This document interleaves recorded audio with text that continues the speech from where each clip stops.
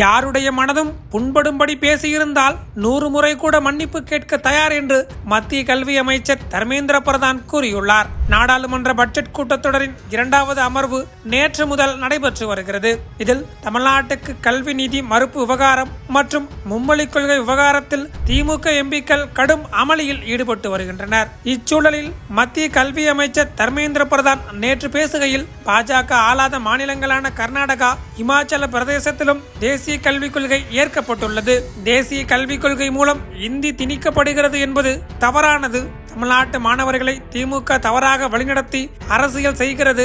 தமிழ்நாட்டு மாணவர்களின் எதிர்காலத்தை மாநில அரசு சீரழித்து வருகிறது. தமிழக எம்பிக்கள் நாகரிகமற்றவர்கள், ஜனநாயக விரோதிகள் என்று கூறினார். இதையடுத்து திமுக எம்பிக்களின் கடும் கண்டனத்தை தொடர்ந்து தமிழ்நாட்டு எம்பிக்கள் நாகரிகமற்றவர்கள் என்று பேசியதை திரும்ப பெற்றுக் கொள்வதாக தர்மேந்திர பிரதான் தெரிவித்திருந்தார்.